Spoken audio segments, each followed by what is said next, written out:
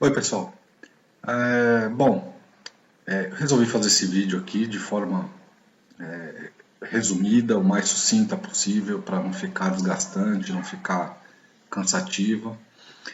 Mas a ideia aqui foi basicamente fazer uma compilação de dados para que a gente consiga entender quais são as áreas do Brasil que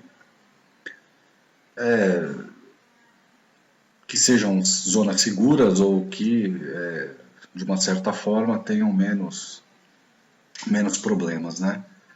Então, não é nada muito técnico. A forma que eu fiz essa pesquisa inicialmente foi para mim e eu estou simplesmente repassando aqui para vocês o trabalho que eu fiz, tá? Bom, aqui então, quais são os locais onde não devemos estar? Eu acho que é o primeiro ponto a entender antes de a gente querer saber aonde estar, aonde não estar, né? E eu precisei partir de algum ponto, partindo pelo ponto da onde o Dr. Afonso fez o último vídeo dele, o P20. Eu pego aqui pelo mapa de relevo do Brasil, onde aqui mostra essas áreas mais marrom e alaranjadas como sendo os pontos mais altos do país, tá? Aqui, aplicando a, aquela área de inundação que o Dr. Afonso já passou no vídeo, eu acho importante considerar isso, até porque se um bloco grande cai realmente, como ele disse, um tsunami, um alagamento que vem do norte vai ser bem complicado. Então, áreas muito baixas, fora de questão. E aqui a gente acaba tendo uma área mais central do Brasil, como sendo um ponto de início desse estudo.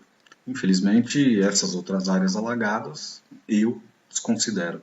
Eu sou de São Paulo, mas mais para frente a gente vai ver que São Paulo também não acredito ser uma opção, ok?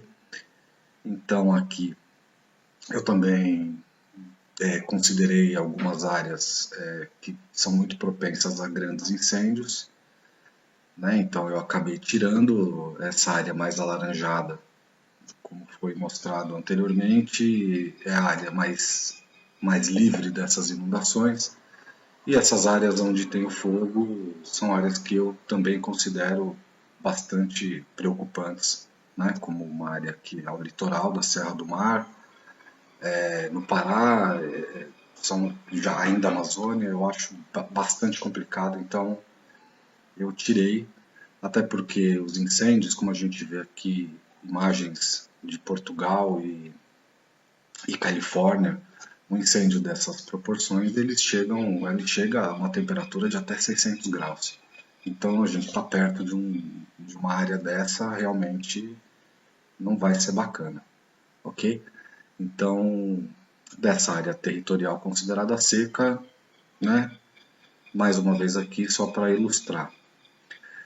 Partindo desse ponto, eu pego o primeiro mapa, que são as linhas de transmissão de energia, e eu começo a sobrepor esse mapa em relação ao mapa anterior, tá? Então aqui a gente vê, eu coloquei linhas finas para ficar melhor de visualizando com as sobreposições. Então aqui a gente vê que o Brasil tem uma área sul-sudeste e aqui um pouquinho do centro são áreas com bastante linhas. Então é para se tomar cuidado. Eu vou seguir para gente ir sobrepondo os mapas, tá? Após isso, eu inseri aqui as crateras, como o próprio Dr. Afonso colocou, com a questão da reincidência de uma ejeção de plasma. Então, são crateras muito grandes e crateras que a gente pode considerar como bastante preocupantes, como, por exemplo, a 3 aqui, que é colado com a cidade de São Paulo, em Parelheiros, né? E nós temos no sul também Santa Catarina e Rio Grande do Sul aqui também são crateras grandes, como a gente vai ver aqui, né? Olha essa São Paulo aqui, Colônia Vargem Grande, é enorme, tem cidade, né? A do Maranhão também, né? Cratera de filme.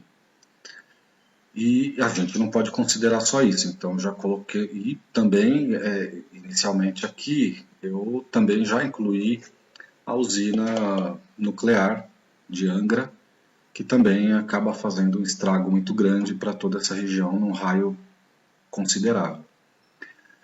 Então, seguindo, eu também já considerei uma coisa que eu não tinha ouvido falar em nenhum vídeo sobre o assunto, que são as instalações e depósitos de urânio. A gente tem aqui em azul depósitos de urânio, porém em laranja as instalações de urânio que em um acidente podemos considerar também como um agravante sério, tá? Então, indo para o mapa, inserir os depósitos de urânio dentro dessa zona mais seca, ok? Passando para o próximo, vamos inserir aqui a área das principais falhas quaternárias, que são falhas mais recentes também, e onde vão ter mais atividades, independente do Brasil não ser uma área de terremotos fortes, mas tem terremotos. E aqui o lineamento transbrasiliano que corta o Brasil. Esse mapa é um mapa simplificado, porque a hora que se pega um mapa mais detalhado, dá para ver que o solo brasileiro, por mais que seja o meio de uma placa, ele é completamente fissurado, né? Mas as áreas mais preocupantes aqui Nordeste e Sudeste são áreas muito complicadas, e dá para a gente ver aqui também tem a linha Goiás-Tocantins, né? Então aqui eu sobrepondo no mapa, nós vemos que a área Nordeste já começa a ficar chata também, Sul-Sudeste vai só acumulando cada vez mais coisas, e nós temos aqui o lineamento transbrasiliano que corta o Brasil de sudoeste ao norte, e a pior área, a pior faixa é o noroeste de Goiás com o sul de Tocantins, onde tem as maiores incidências, como o vídeo P20 já demonstrou. Incluir também mapa dos gasodutos, que no evento que se espera vai ser um complicador, vai ser um problema seríssimo de explosões e queimadas, né, e grandes incêndios. Então, as linhas em amarelo eu não considerei porque estão em estudo, então eu deixei de fora. E essa imagem mostra as áreas onde tem ou exploração ou são áreas exploráveis, e também incluindo essas áreas em azul, mais transparente, que são as bacias sedimentares, né? Que mais para frente a gente vai ver também que tem um complicador de outros tipos de gases. Ok? Então, incluir aqui com essa linha branca, cinza clara, os gasodutos que nós temos hoje. Seguindo, nós temos também os oleodutos. E aí a gente já vê uma malha bem grande de oleoduto, basicamente da Petrobras, se não me engano, só da Petrobras, acho que é monopólio, né? E aqui dá pra gente ver, inclusive, que região sul-sudeste são as regiões mais complicadas. Quando a gente vai acumulando isso tudo, começa a virar uma coxa de retalhos não muito agradável, certo? Seguindo, eu incluí as grandes áreas de embasamento, que é o solo mais duro, né? Onde o solo duro está mais próximo à superfície, e o restante dessas áreas são as bacias sedimentares, independente de ter rochas duras também mais baixo, mas provavelmente são áreas com camadas de terra superficial maiores, né? Mais espessas. Aqui também eu fiz dentro dessas bacias sedimentares, eu estou incluindo prováveis reservas de óleos não convencionais, que eu vou mostrar na próxima imagem. Então, também passam a ser áreas não muito agradáveis. Ok? Então, aqui, olha onde eu peguei. Aqui, nós podemos ver em cinza claro, são áreas de embasamento, que são áreas onde não tem nenhum tipo de extração de gases, de petróleo, nada. E aqui as bacias sedimentares com os tipos de recursos não convencionais, né, como o metano, carvão aqui, o metano que é muito preocupante também nesse ponto.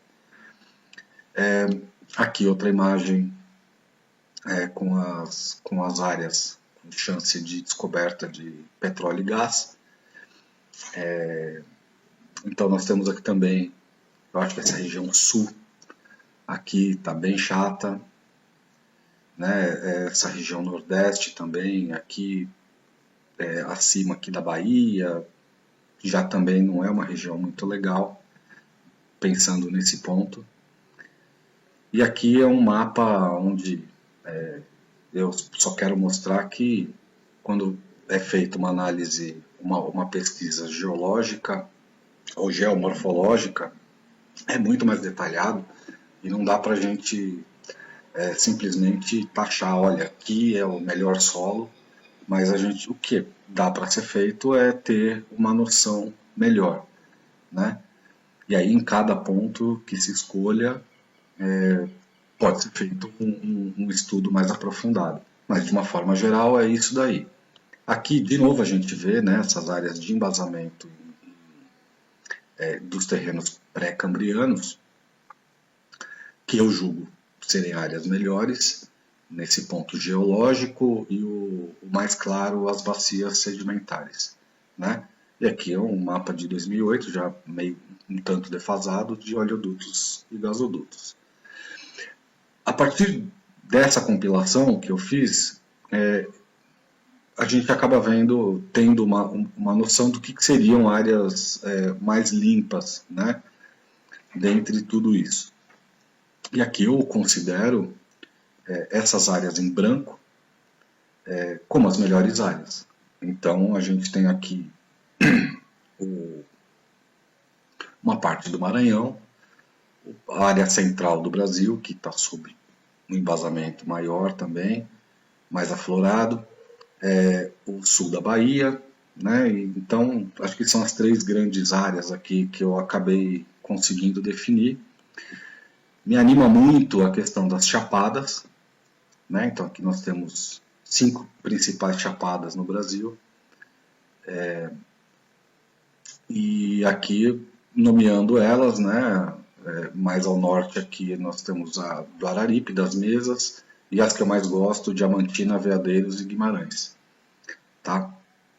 Araripe e Chapada das Mesas eu desconsidero pela Chapada do Araripe. Tá nessa região nordeste onde tem muitas falhas geológicas, muitos lineamentos aqui que eu considero como sendo complicados, e a B também, próxima cratera, próximo alinhamento, e para mim está fora. Então eu fico com essas 3 chapadas, que aqui a gente pode entender, pode ver aqui, visualizar o tipo de formação, né? Então essas áreas mais altas, elas têm as rochas mais afloradas. No caso da Chapada dos Veadeiros, tem uma grande quantidade de água, que é o lugar que eu mais conheço e é o de minha preferência. Mas aqui a gente vê que fica muito claro que a vegetação ela é mais perene, ela é menor, mais baixa, né? E o solo também ele acaba sendo mais raso, né? A gente já tem mais aflorado as, as rochas. Então é um ponto muito positivo. Em relação à vegetação, dentro dessa possibilidade dessas áreas em branco, nós temos aqui o cerrado e a caatinga. A caatinga eu acho muito pobre, eu acho um solo muito pobre, muito difícil de se buscar uma permanência maior. Já o cerrado é um solo não tão rico também, mas ainda tem uma fauna melhor, tem, né, como eu disse, tem bastante recurso hídrico. Então eu ainda fico aqui, você vê que o norte de Goiás, noroeste de Goiás e o sul de, do Tocantins aqui são as minhas áreas de preferência, né? Porque o cerrado, aqui a gente vê que o ideal é a gente buscar área com uma menor camada de matéria orgânica, até por conta da liquefação, e aonde tiver rocha pouco alterada ou sedimentos muito antigos e duros, ou até a rocha-mãe, de uma certa forma, a gente está mais protegido, né? Então aqui a gente pode ver à direita, embaixo, que as formações campestres aqui acabam sendo os melhores lugares, que na verdade é isso daqui que a gente vê em relação às chapadas, ok? Porque o solo baixo, como o Dr. Afonso já explicou, essas são imagens de solos liquefeitos, e essa de cima, que é mais impactante, é a do terremoto da Indonésia de 2018. Então eu vou colocar um vídeo logo agora, após, e tem uns 20, 30 segundos que dá para visualizar esse acontecimento aqui, que é bem chocante. Eu imagino isso em escala global, ou escala mundial, né? Melhor dizendo, quais seriam as consequências, como o Dr. Afonso já disse. Passando aqui dois lugares que para se considerar como uma possibilidade, mas também existem problemas muito consideráveis, como foi exposto Serras Gaúchas e Campos do Jordão. Eu vejo questão de clima muito frio, você tem vegetações mais densas. No caso de Campos do Jordão, que eu conheço bem, porque sou próximo, tem a questão do solo ser muito grosso, né? Então a gente tem realmente esse solo sedimentar e tem muita erosão nessa região. Então eu acho um complicador, e a cidade ela já está razoavelmente bem espalhada.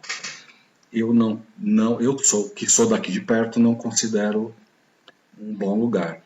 Em contrapartida também a gente tem aqui no Brasil inúmeras serras, né?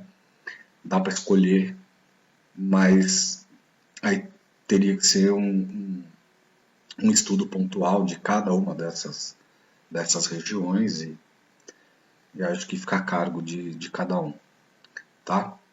Voltando então, eu acredito que a área do Cerrado, região nordeste de Goiás, seja a melhor região em questão de topografia, questão de recursos hídricos, questão de vegetação, de uma forma geral, questão de solo. Então eu acredito que seja o melhor ponto do Brasil para se estar, ok? Eu tinha pensado em fazer um único vídeo, mas para não ficar tão extenso, eu vou fazer uma parte 2, que aí é onde entra o meu conhecimento mais técnico, né, pois sou arquiteto, construtor e sou estudante de biomedicina também. E, então aqui, basicamente, esse próximo vídeo que eu quero fazer é baseado nesses dois itens aqui, de como adequar a minha casa para uma inversão do campo magnético e quanto gasta para isso. Né? Então, assim, eu não tenho dinheiro, não posso sair de casa, tenho que ficar aqui, quanto eu preciso para transformar a minha casa, sem fazer um carnaval, mas para transformar a minha casa para que ela seja o mais segura possível.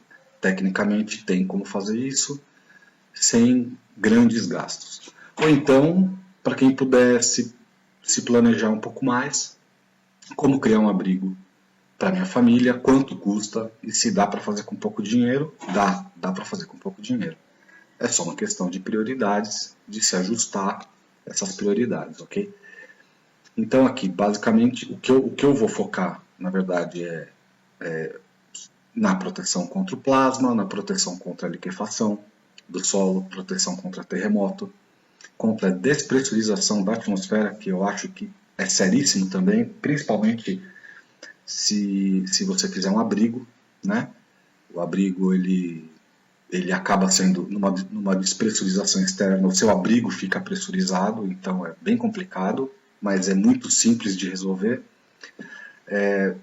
A gente também precisa pensar em duas formas de sobrevivência, né? Além daquela mochila inicial, né, de sobrevivência imediata que o Dr. Afonso colocou, a gente tem que ter um planejamento de sobrevivência inicial pelos primeiros de 3 a 7 dias, que é o momento crítico, né, em relação à alimentação, a cuidados médicos, enfim.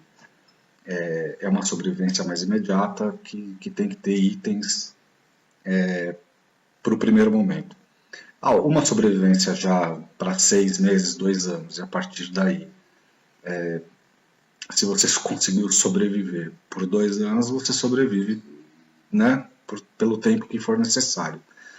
Então, porque aí com isso já vai incluir a questão de tratamento de água, o tratamento de ar, se necessário, né, tratamento de esgoto também, não coloquei aqui, mas também é uma outra questão. A gente não consegue viver sem a energia, então precisa ter energia de baixo custo e não ser solar, porque se por um acaso, como é previsto, né, se nós tivermos aí os grandes vulcões entrando em erupção, eu não vejo a menor possibilidade de, nos primeiros anos, pelo menos, ter sol incidindo diretamente. Né? Então, quais são as formas que a gente pode gerar energia com baixo custo para que a gente não volte diretamente, instantaneamente, para a Idade da Pedra? Legal? E a questão de saúde, né? O meu foco na biomedicina e também com todas as pesquisas e estudos que eu faço já há alguns anos, é para realmente ter um sistema de tratamento de saúde de baixo custo. E que você não precisa ser um médico formal, especializado, para que você trate dos mais diversos problemas que você tem em relação a vírus, bactérias, parasitas e enfim. Ok?